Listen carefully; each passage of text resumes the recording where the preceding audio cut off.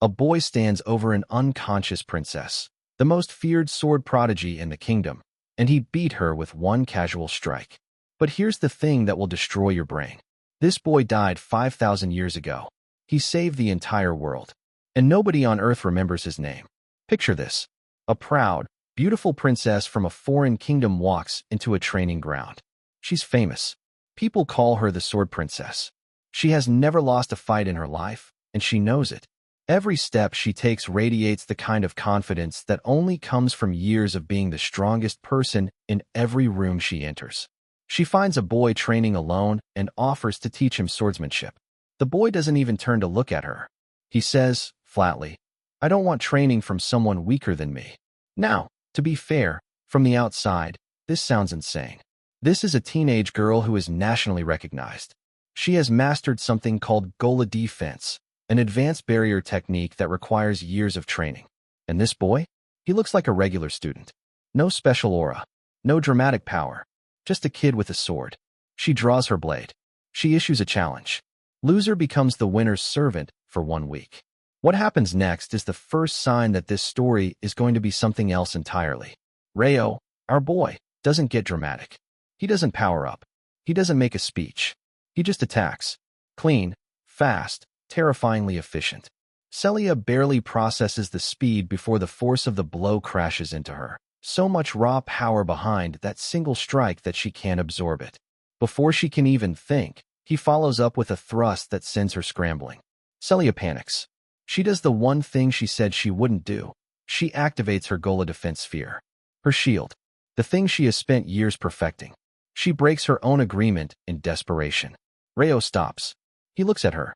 "You said swordsmanship only. What is that?"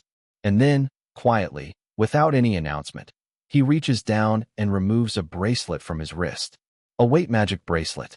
He has been training with handicap weights this entire time. This fight, he wasn't even trying at full power. The next strike comes, and Celia Gelding, the Sword Princess, the pride of a legendary family, a girl who has never been broken in combat, watches her gola defense sphere shatter like glass from a single blow. She doesn't understand what happened. 2 soldiers have to carry her out of the training ground unconscious. And right there, in that moment, the narrator needs to hit pause and tell you the truth about who Reo actually is. Because what you just watched wasn't the story of a talented teenager beating a skilled fighter.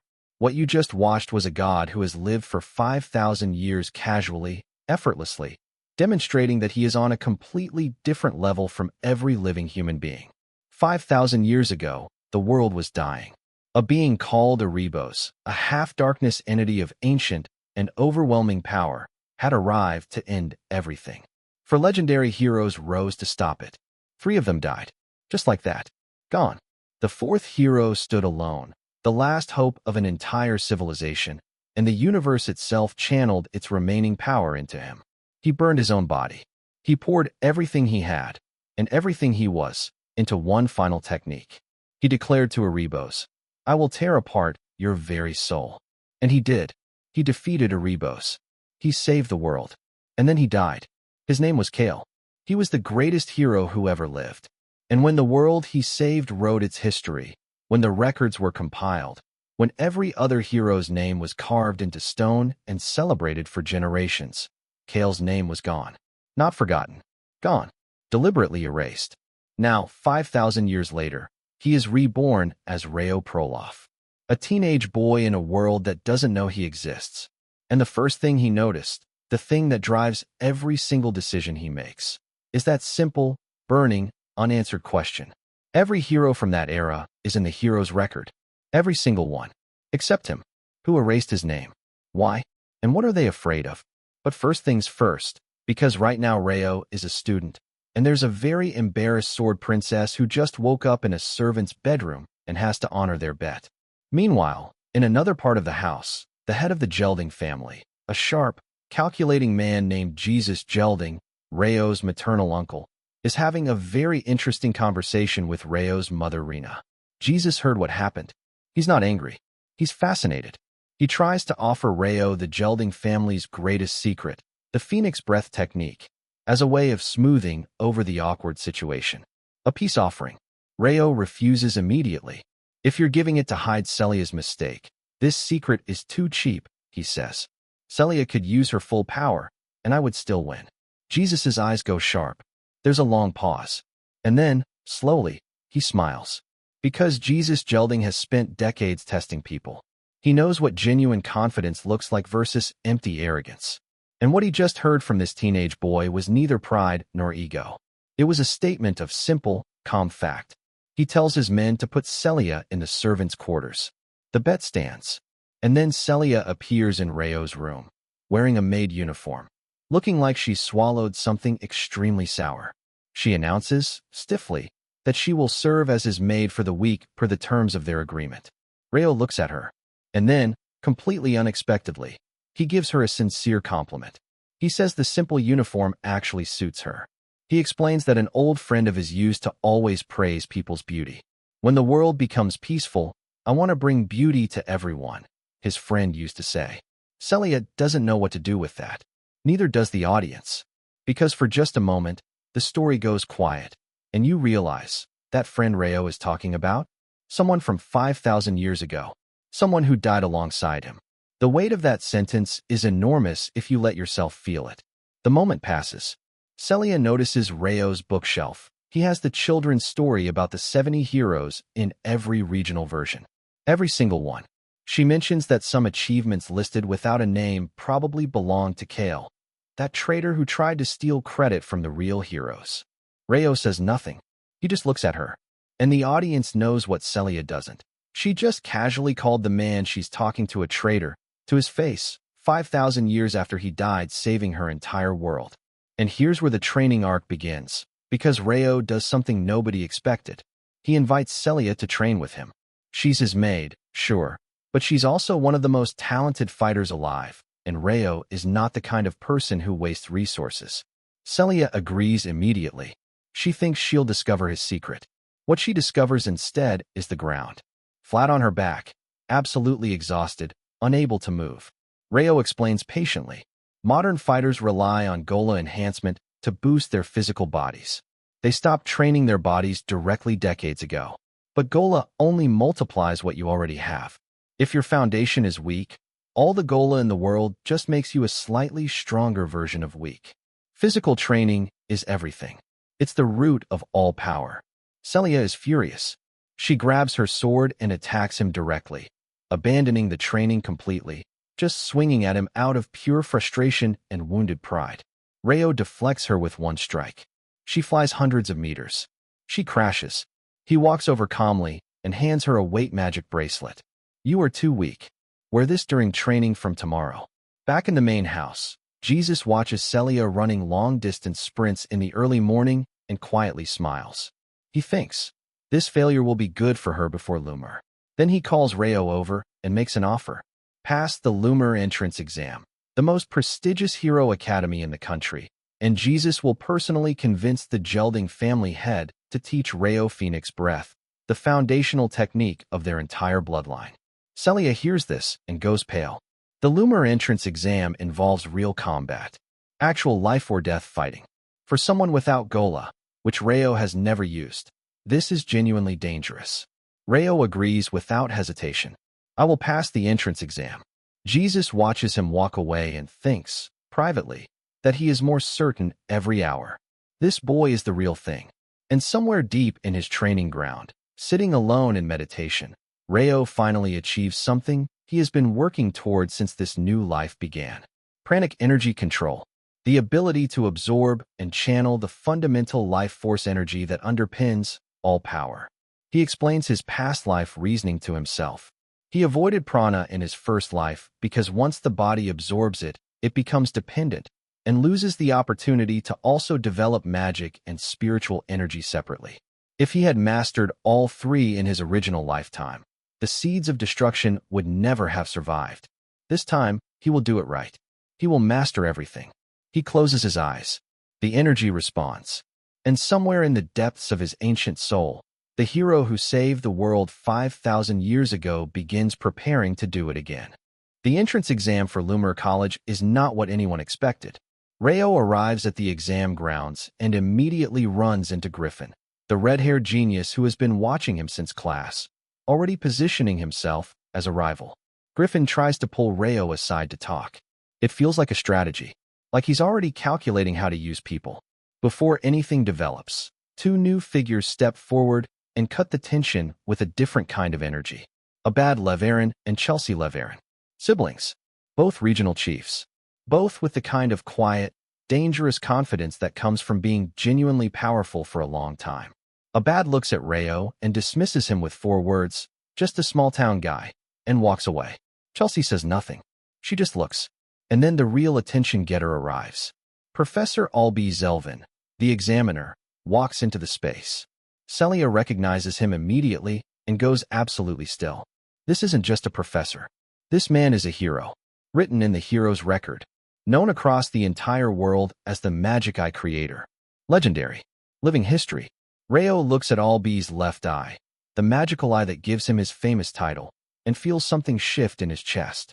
A recognition. A familiarity. Something about that power feels ancient to him, connected to something he knew long ago. He files it away and keeps his face neutral. Albie announces the exam format. 2-part. Solo combat and real combat. Then he pauses, looks at the papers in his hands, and says he finds the format inefficient. He burns the papers. He pulls out a magic book. He opens something called a Hero's Record World, a legendary sealed dimension based on real historical experiences of past heroes. The world he opens is called the Forest of Demons. And then Albie says, casually, that both exams will happen simultaneously inside this world. He gathers power slowly, deliberately, magnificently, and in one sweeping motion, he transports every student inside. The moment they arrive, something clicks in Rayo's mind that doesn't click for anyone else. He looks around the dying, corrupted forest and says quietly, "This is the fairy forest. Before the demon Queen Shilatuna destroyed it." He recognizes this place. He was here. 5,000 years ago. This was beautiful. Albie's voice echoes through the world with the rules. Stay alive. Cooperate or fight. Anything goes.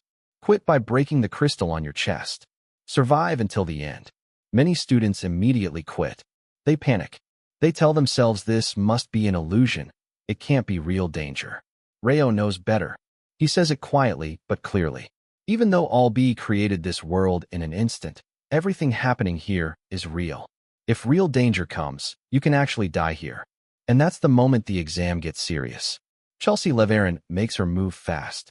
She spots Rayo and targets him. She wants to eliminate anyone associated with the Gelding family, and Rayo was seen with Celia. She generates spinning wind blades, fast, powerful, her signature technique, and unleashes them at full force. Rayo watches the attack coming and thinks, this is the same old magic. Hasn't changed at all in 5,000 years. He stops the wind blade with one sword strike. Chelsea cannot believe it. She watches him with increasing alarm. He's not using Gola. No magic signature. No Gola aura. Nothing. Where is his power coming from? She loses him. Completely. He disappears. No trace. No energy reading. Nothing to track. Then he reappears. Directly in front of her. Full power strike. Chelsea hits the ground.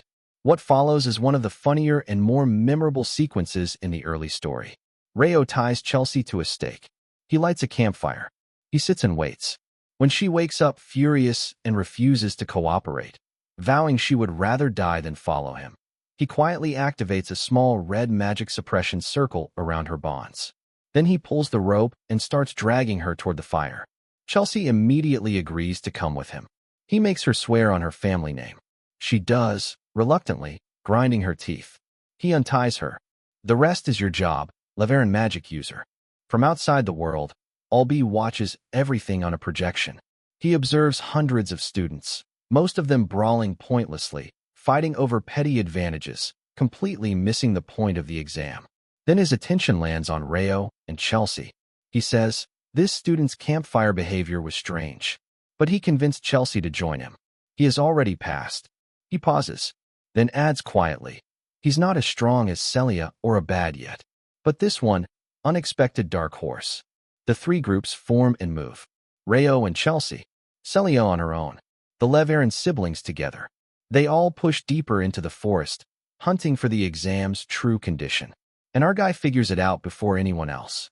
He notices the demons going quiet. He sees stone formations that shouldn't be there, shapes that look like petrified creatures. He tells Chelsea to stop. He says, "I've seen a demon before that consumed its prey like this. I think I understand what the condition to pass this exam actually is." Before he can explain, Griffin and his group ambush them. They fire a magic mirror at Rayo and Chelsea, aiming to eliminate them. Rayo deflects it just in time. Then Griffin's group attacks in force. 6 or 7 people, all at once, swarming Rayo from multiple angles. Rayo punches once. One punch, and every single person in Griffin's group flies backward. Griffin himself goes pale, visibly, genuinely frightened for the first time. He tries to smile and suggests they team up. His eyes say something completely different.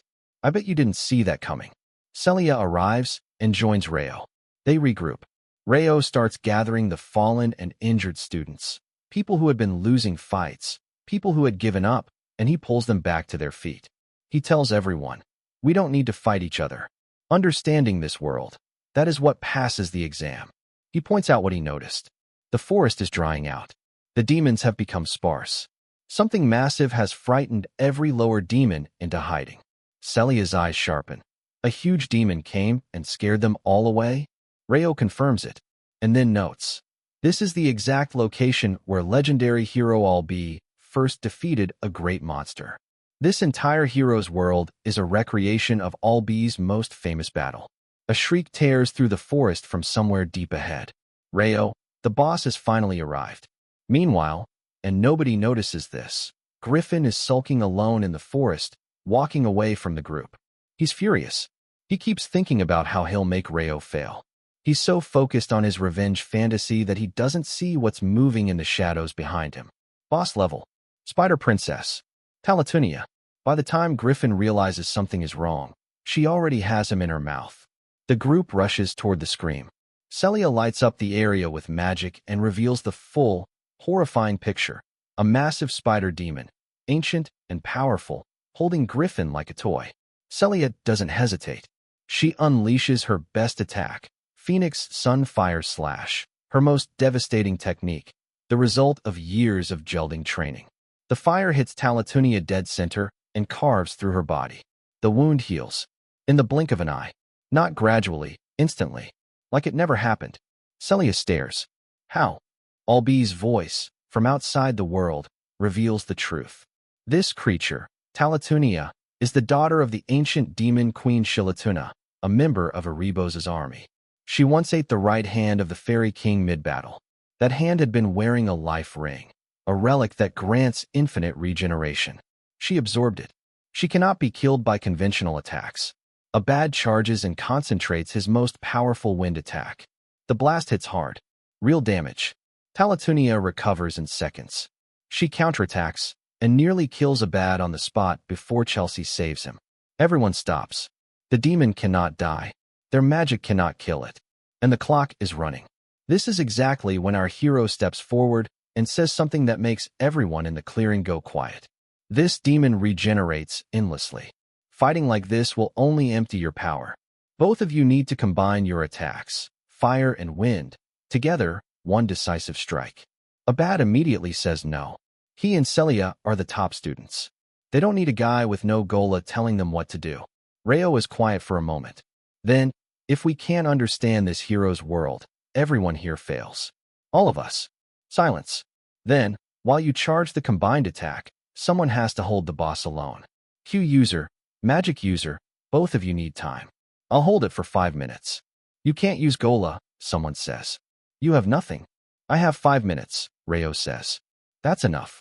Here is what 5 minutes looks like when you are the greatest warrior who ever lived, fighting a regenerating demon boss, armed with nothing but borrowed swords and 5,000 years of experience. Taletunia attacks. Rayo raises his axe and severs one of her massive legs. The leg grows back. Rayo doesn't blink. He drives the axe directly into her eye with full force. He says, quietly, so quietly nobody else hears it, Taletunia. We meet again, demon of the world. He recognizes her. He fought this creature 5,000 years ago. She is ancient. She is the same creature that destroyed the fairy kingdom in the era he came from. And standing here now, in a recreation of that old world, facing an enemy from his own past life, Reo is calm. Because this is not new to him. This is a reunion. But he is realistic. He knows his limits in this body. Without Gola, without his full power, he can deal damage, but not the kind of damage that ends this fight. He needs those two to be ready. He calls to Chelsea. Use wind magic. Send me any weapons lying nearby. Chelsea, still processing everything she's witnessing, grabs the nearest discarded weapons with her wind and slings them toward Reo mid-battle. A curved sword and a long blade arrive in the air simultaneously. Reo leaps and catches both mid-flight. He fights with dual weapons now, two swords against a regenerating ancient boss, moving so fast, striking so precisely, that Chelsea Leverin, a combat mage who has trained her entire life, watches with her mouth open. She thinks, this boy is the same age as me, but he looks like a warrior god. A bad rival, skeptic, someone who dismissed Reo as a small-town guy, watches and thinks the exact same thing. This is not a small guy. This feeling. I've never felt this before. Minute 1. Minute 2. Reo burns through every weapon Chelsea sends him. Swords shattering from the force of the exchanges, replaced instantly. Minute 3. The demon is relentless. Minute 4. Chelsea runs out of weapons to send. She says, desperately, there's nothing left. Reo pauses. He looks at the broken fragments around him. He does a quick mental calculation. And right then, Celia's voice cuts through the chaos. I'm ready. Get out. Reo moves. Instantly, he clears the space in a single burst of motion. Celia releases everything she has. Abad releases everything he has. Fire and wind, together, exactly as Reo told them. The two elements that have been companions since the beginning of the world combine into something that makes the entire forest shake. The combined blast hits Talatunia directly. For a long moment, nothing. The smoke clears slowly. Then a single ring falls from the air and hits the ground with a soft, final sound. Talatunia is ash. The exam completion message appears in the air. Reward for completing Albi's world. Oath of the Spirit King. Celia leans against a tree, breathing hard. She stares at Reo. He held a regenerating ancient demon boss alone for 5 minutes with no Gola, no magic, just physical skill and weapons, and then stepped aside at the exact right moment. She says softly, he's like the heroes in the storybooks. Chelsea, for once, says nothing. She just watches our guy walk over and quietly pick the ring up off the ground. And then the ring does something nobody expected. A spirit materializes in the air directly in front of Reo. It is the Fairy King. Ancient, regal, luminous. And the moment his eyes land on Reo, recognition floods through them. Not the careful recognition of someone being told a fact, but the deep, soul-level recognition of someone who knows. The Fairy King speaks. Prince Sherrod, do you remember me? I am Kale. Reo goes very still.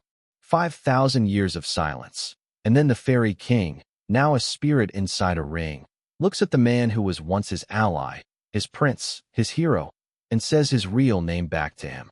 The Fairy King smiles, and then returns, quietly, to the ring. Nobody around Reo understands what just happened. They see a boy standing with a ring, expression unreadable. They don't see what Reo sees, the face of someone who remembered. The only person in 5,000 years who still knows who he really is. The Oath of the Spirit King reward lands in his hands. But Reo is already thinking about the problem. This reward doesn't make sense. Heroes' World rewards always connect to the world owner's ability. Albi was a mage, not a summoner. Reo should have received a magic-type reward. Instead, he received a summoning ability, the Spirit King's Oath. Something is wrong. Something doesn't fit. He files it away. He'll come back to it. Meanwhile, from outside the world, Albi watches everything on his projection and announces the results. Over 40 students passed in the Western region. The principal expected 10. The secretary asks who ranked first, Celia or Abad. Albi, tied. Equal score. The secretary asks about the new student representative. Not Celia. Not Abad. A long pause. Reo Proloff. My recommendation. Reason. This one is hero material. Back in the real world, Reo floats in a pool and stares at the ceiling. He's alone. He's thinking about the reward. He's thinking about the Fairy King's face. He's thinking about a name that no one in this world remembers. And yes, it gets heavier. His mother, Rena, comes to find him. She sits beside him and asks if he knows why she was expelled from the Gelding family. And then she tells him, in the past, during a dangerous mission, she used her Gelding spark, the rare fire ability that marks their bloodline, to save her comrades. The use of it destroyed it. She lost the power permanently. The family cast her out. She says, I never once regretted my choice. She pauses. Then, Reo, use your talent and strength on the right path. Congratulations. You earned your place in Loomer College. She doesn't say she's proud. She doesn't need to. Reo understands. And the audience understands too, that this woman, who gave up everything to save the people she loved, raised a son who did the same thing 5,000 years ago. The apple doesn't fall far. The next morning, Lemuria, the city that surrounds Loomer Academy. Reo steps through a portal and takes his first look at the place that might have the answers he's been looking for. Jesus Gelding is waiting for him. He congratulates Reo. Then he hands him a subspace key. The family has decided. Reo passed the Western exam. He is Rena's son, and he deserves the inheritance. Reo turns the key and a book appears in the air. Jesus tells him to drip blood on it. Reo cuts his finger without hesitation. One drop of blood hits the page. Golden light explodes outward. The book seals itself to his blood. Only he can ever read it. Jesus smiles and says, with quiet warmth, welcome to the Gelding family. Walking through Lemuria later, Reo bumps into a girl who scatters her books everywhere, apologizes frantically, and rushes away. She drops her student ID. He reads it, Chloe Muller, new Loomer student. He tucks the card away to return later. He doesn't know yet that she is one of the most dangerous people in his incoming class. He meets Celia at a shop. She immediately complains he's late. They're buying supplies, uniforms, textbooks, equipment. Celia asks what happened with the Gelding inheritance. Reo casually snaps his fingers. A massive ring of fire detonates around him. Phoenix Breath, the Gelding family's foundational Gola technique, activated flawlessly on his first attempt. Celia's jaw drops. It took me 3 weeks, she says. 3 weeks. How did you? What are you? Our guy just looks at the fire around his hands and says nothing. The boat to Loomer Academy should be a peaceful ride. Professor Ein Alan Du, the freshman night class professor, introduces himself at the dock and tells everyone to board quickly. He has a calm, practical energy. The kind of teacher who means business without making a show of it. Carl Thomas introduces himself to Reo on the dock. Merchant family from Mora Kingdom, offers services, medical supplies, weapons, anything Reo might need. He's friendly in the way of someone who understands that connections are currency. Reo introduces himself, and they immediately click. The lake is completely calm. Abnormally calm. Reo notices it. He looks out at the water, and something in his ancient instincts goes quiet and alert. This piece is wrong. This lake should not be this still. Professor Ein says nothing. He knows exactly what's about to happen. Then a tentacle the size of a building shoots out of the water and slams into the boat. Students scatter. People scream for Ein to help. Ein folds his arms. You are Loomer students, descendants of heroes. When danger comes, you win by your own power. What follows is genuinely spectacular. A giant octopus emerges from the lake. Massive, ancient, enraged. Reo immediately slices off one tentacle. He warns Celia. Celia acknowledges. The beast fires a high-pressure water jet directly at her and sends her flying hundreds of meters. The tentacles move faster than human eyes can track. One grabs a student and starts squeezing. Reo and Celia both attack simultaneously, 2 sword strikes from different angles, and the tentacle splits clean. The student drops free.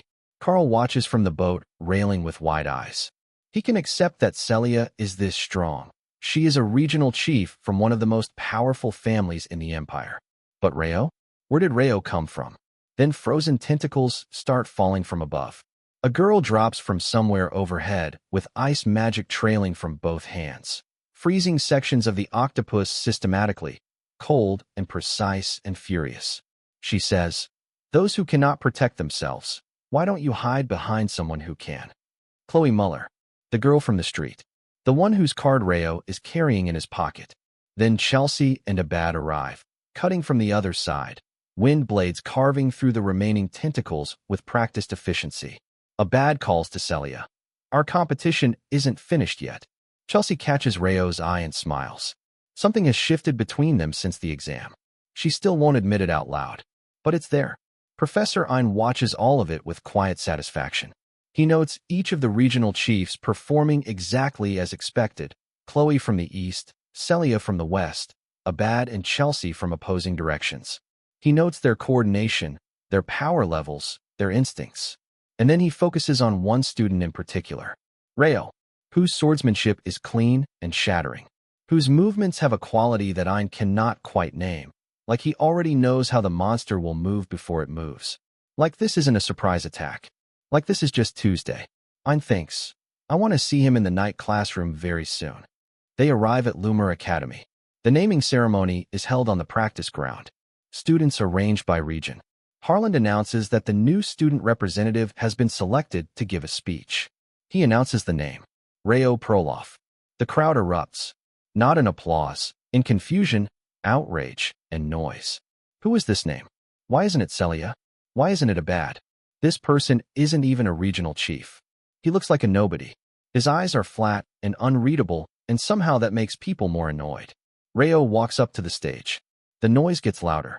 And then our boy does something that silences an entire auditorium full of the most talented young heroes in the country.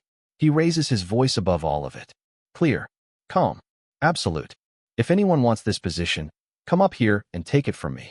The silence that follows is total. I'm not afraid of anyone here. Nobody moves. On the first day of dormitory life, Rayo and Carl are eating in the cafeteria. Duran, the Central Region chief, lightning fast and burning with unresolved competitive energy, slams his spoon on the table and demands to know if Rayo meant what he said at the ceremony. Rayo confirms it calmly. Duran doesn't know whether to be more angry at the answer or the delivery. He makes a dramatic show of his power, kicking the entire table over with a Q-charge strike. Rayo leaps, catches every single dish midair, assembles a double patty burger using the pieces, standing there while the table crashes behind him. Shouldn't waste good food, he says pleasantly. The kitchen staff stares. Carl is trying not to laugh. Duran is vibrating with fury. Professor Ein appears behind them both like a ghost and suggests they go somewhere to work this out properly. They arrive to the night class looking like they've already run 5 miles. Both of them exhausted, panting. Celia stares at Rayo with the expression of someone trying to decide whether to laugh or be concerned. Ein begins his theory lecture. 3 powers born from mana, mana itself, Ling power, and Q. He asks why Q is hardest to control. Celia answers correctly. Rayo quietly adds the deeper answer. You burn mana to activate Q field, and the most important thing when burning mana is physical strength. Ein is visibly impressed. He asks if Rayo studied Q field beforehand. No, Rayo says. I just understood it. Ein moves to demonstrations, activates Q wave, and rises into the air. Students attempt their own versions. Celia masters Q wave on the first attempt and immediately offers to help Rayo. He declines. Q field methods are fundamentally the same. I'll work it out. Ein calls both Rayo and Duran forward. He announces they will race. The winner takes the grade representative position. Q field is allowed. Carl immediately sets up a betting pool among the students, narrating the matchup like a sports commentator. The students are almost universally convinced Duran wins. He is the central chief. He has lightning Q field, the fastest known Q specialty. Rayo cannot even use Q step. This is over before it begins. Celia knows Rayo. She is not convinced, but she cannot figure out how he wins this one. Ein gives the signal. Duran is gone. A lightning blur, already 20 meters ahead in the first second. Rayo is running at normal human speed. No Q enhancement visible, falling further behind with every stride. The crowd starts laughing, taunting. That's the freshman representative? He can't even use Q step. How did he get that position? Chelsea watches. She doesn't laugh. She doesn't say anything. She just watches. Duran is almost at the finish line. 5 meters. 3 meters. The race is over. Rayo stops. He turns. He runs in the completely opposite direction, straight toward the audience stands. The entire crowd goes silent. What is happening? Has he lost his mind? Is he running away? Is this some kind of joke? He reaches the stands. He doesn't slow down. He runs up the vertical face of the stands, wall running, Q concentrated in his feet, climbing the height of the structure in one continuous burst of movement. He reaches the very top.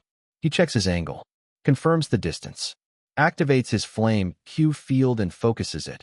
Not spread through his body, not used broadly, focused to the very tip of his big toe on one foot. He pushes off. The explosion of force launches him forward through the air at a velocity that makes every jaw in the stadium drop simultaneously. He is flying. He sails over Duran's head. He passes the finish line.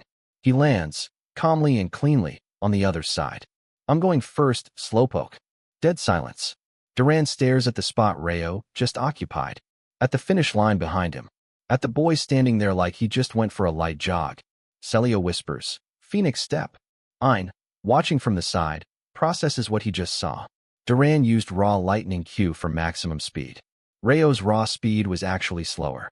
But Rayo used his flame Q field focused to a single point, his big toe, generating a concentrated explosive launch that covered the distance in one movement. It wasn't faster in terms of continuous speed.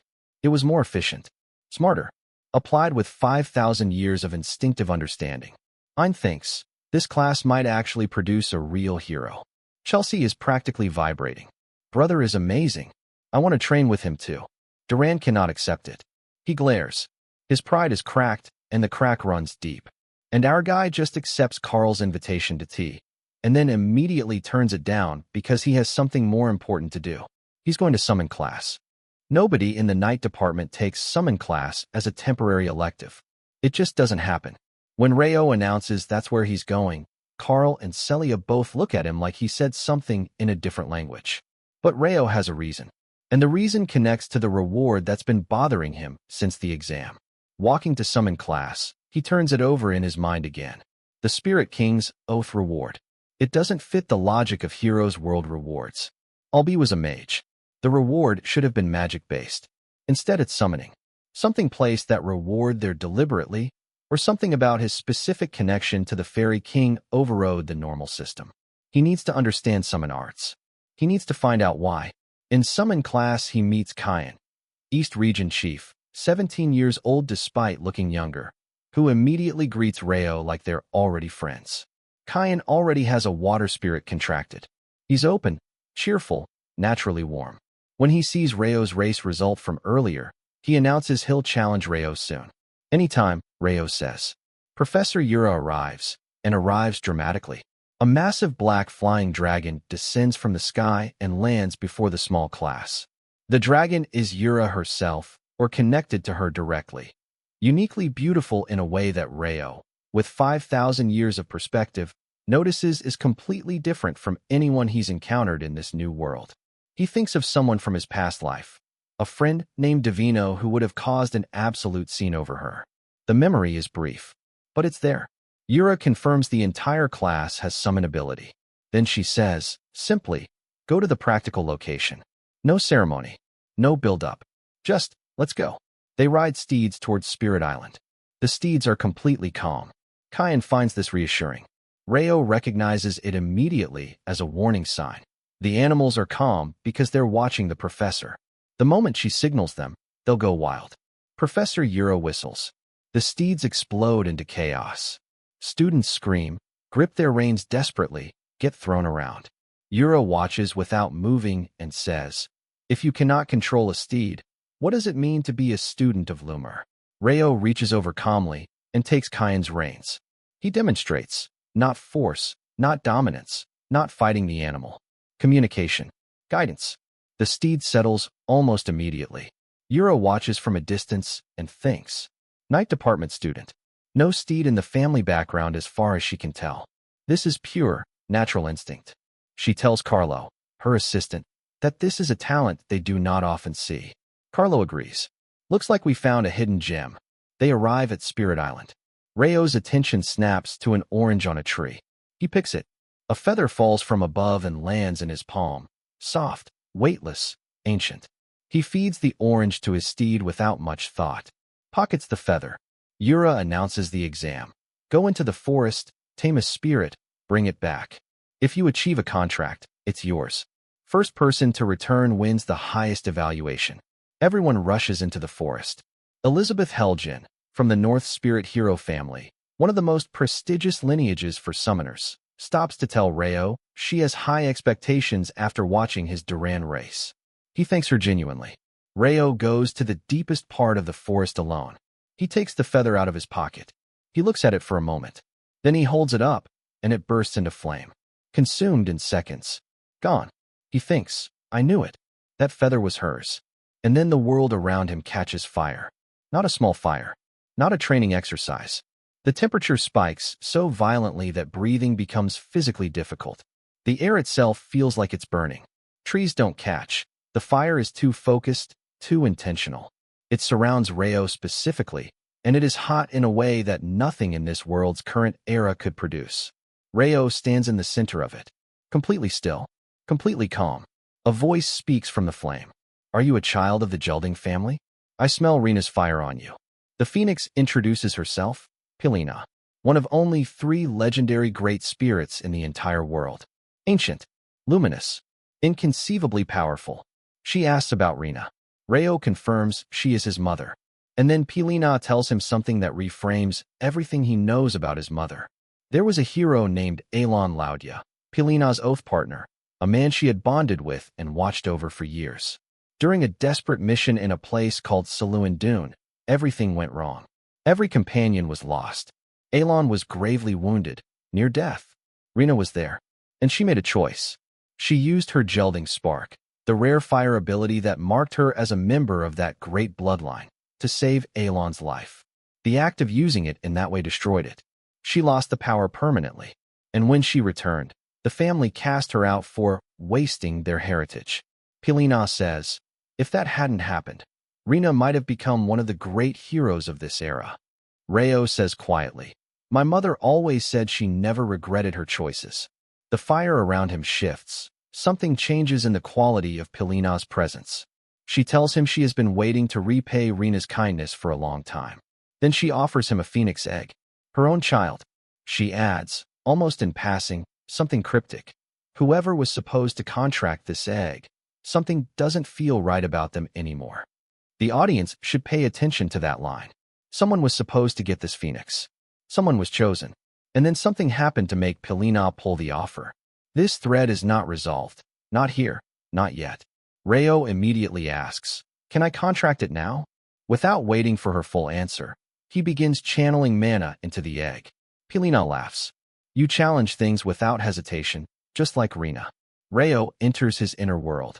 A flame floats in the darkness, small, contained, almost peaceful looking. He reaches for it. The flame detonates.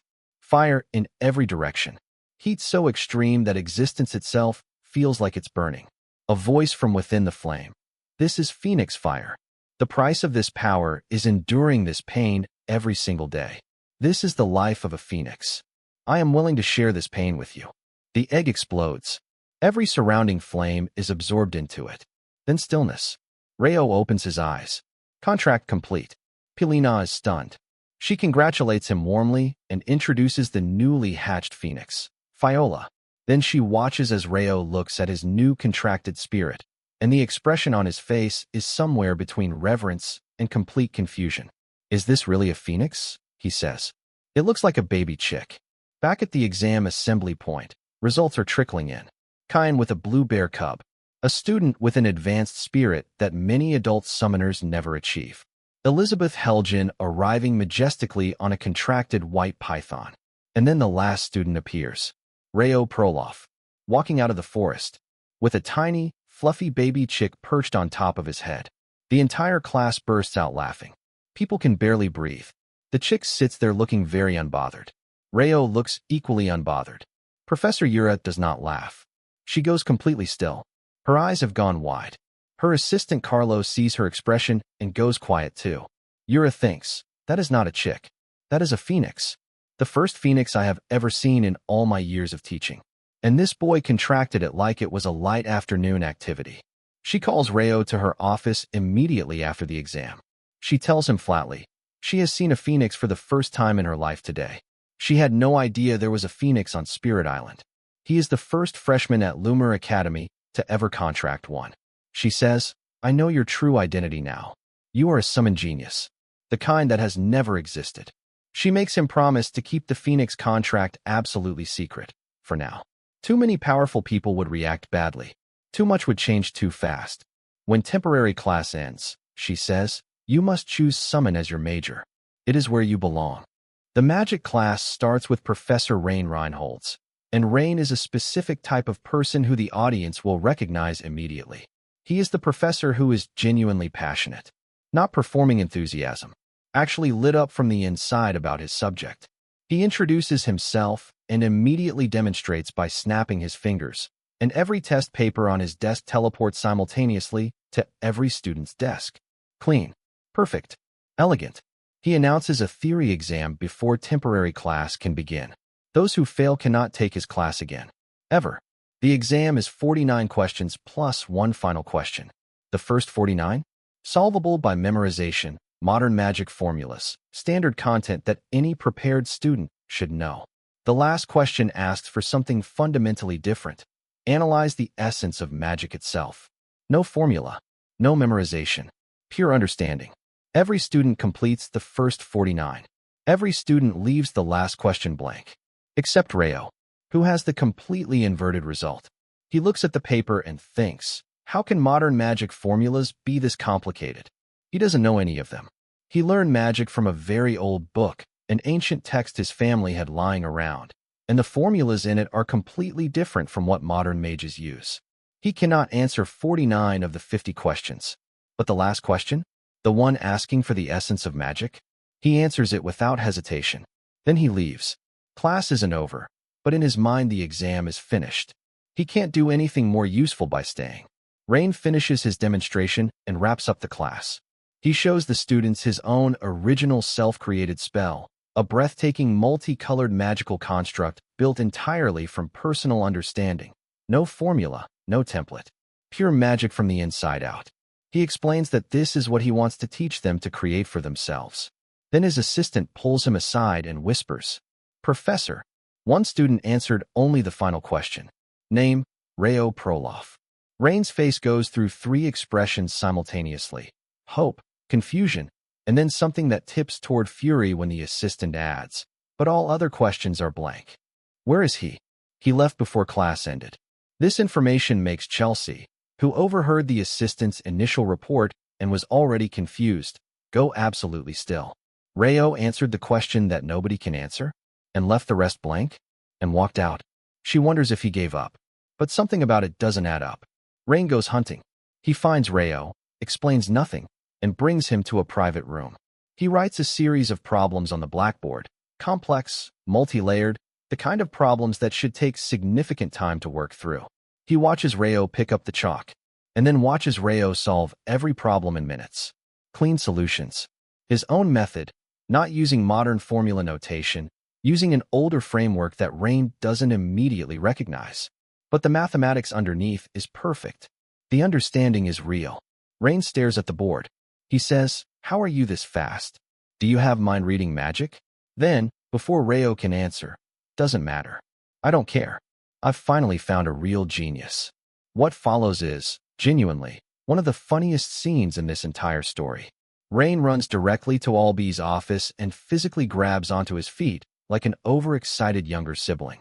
Albee blasts him away with a casual flick of magic. You are too energetic today. Rain, from the floor. Senior. That freshman representative you recommended, Rayo Proloff. He is a magic genius. Albee, isn't he in the night department? Rain, that boy belongs in magic class. Putting him anywhere else is an insult to magic itself. Albee signals his assistant to take Rain away and make him go teach something. Rain is escorted out still talking. Rayo, who arrived quietly from behind during this exchange, watches all of it happen. Albee notices him and smiles. The smile of someone who has been watching events unfold with quiet pleasure. Albee says, casually, to nobody in particular, mages, in any era, always people without real-life experience. And then the temporary classes end. 1 week. That's all it took for Rayo to become the most contested student in Loomer Academy's history. He sits on the roof with his old storybook about hero Kale, the book nobody else thinks is important, because to everyone else Kale is either fictional or a villain, and reads quietly while below him. Three professors are running through hallways at full speed heading to the principal's office. Rain, Yura, and Ain arrive simultaneously. All three want Reo in their department. All three are arguing that his abilities uniquely belong to their specialty. Ain says physical talent and Q mastery make him a perfect knight. Yura says the Phoenix contract makes him a summon class in a generation. Rain says the magic understanding makes him irreplaceable to magic. And then the piece of information that stops all three of them cold. Reo has applied to take all three subjects simultaneously as his permanent major. It has never happened. In the entire history of Lumur Academy, not once has a student attempted all three at the same time. The administration doesn't even have a process for handling it. The principal, Kellyan Bedden, sits in his chair and listens to three of his best professors argue, and quietly thinks of a story. An old story. About the fifth hero. The one they call the Night Hero. Kale. The only hero in history who had mastery over all abilities, all three paths, all energy types simultaneously. The principal thinks, could this boy be? Meanwhile, Celia and Chelsea are running training sprints together on the weekend. It says everything about how this first week has changed things that these two, rivals from opposing families, are training together voluntarily. Carl watches them with Carl's standard expression of someone watching something unexpected and being charmed by it. He asks Celia about Reo. She explains he's her aunt's son, not formally gelding. Carl asks why they seem so close. Reo arrives at that exact moment, grabs Celia's arm without ceremony, and says, "All right, real practice starts now." He drags her toward the training ground. Chelsea watches, quietly follows. Division Day, class assignments are announced. Reo, freshman class 5, the lowest scoring class among all freshmen. This is the class where people end up when they didn't impress anyone. Carl is there too, dead last in the class rankings. Kyan is also placed in class 5, which surprises both of them pleasantly. A senior student appears and taunts them. How many of you will still be here by the end of the year? And then their homeroom teacher walks up behind the senior. Harland Adam. The senior goes pale and immediately sits down and stops moving. Harland introduces himself. Nickname, Crying Wall. Top-ranked graduation class professor. Voluntarily assigned himself as homeroom teacher to the lowest-scoring freshman class. Carl, being Carl, guesses this is because Harlan wants to help them improve their scores. Harlan looks at Carl for a long moment. Carl, you rank last in this class. Your thinking is laughably optimistic. He poses the real question. In a genuine life-or-death fight, what saves you? Your companions? Or your own skill? Only your own skill. Polish it constantly. That is the only truth. And then, from the doorway, Class 1's homeroom teacher Citizen appears with his students. He proposes a match. Bastila, Lumur's traditional, brutal, high-contact ball game. Class 1 versus Class 5. Harland accepts without hesitation, and then announces the additional terms. If Class 5 loses, everyone is expelled from Lumur Academy. The class goes absolutely silent. This man is not joking. Harland tells them not to worry. Then, almost as an afterthought, our class has an all-rounder freshman representative. He looks at Reo. Citizen watches this exchange and says quietly to Harland, "You know Celia is on our roster. You cannot win this." Harland smiles slowly. "Do you remember our first student from the Gelding family? The Bastila Queen? Her son is in my class." Citizen goes pale. Both teams enter the stadium. Class 5 looks exactly like what they are. A group of people who have spent the week being reminded they are at the bottom of the rankings, facing a class that has 3 regional chiefs and the full confidence of the academy's top teacher. Their faces are tight. Their shoulders are hunched. You can see the doubt in every one of them. Reo looks at his team. He says, "Why are you all scared? We won't lose." Celia fires back at Chelsea's nervous energy with characteristic Gelding directness. "Stop being sad before the match even starts. Gelding never loses to Leverin." Chelsea's spine immediately snaps straight. "I am Leverin. I will never lose to Gelding."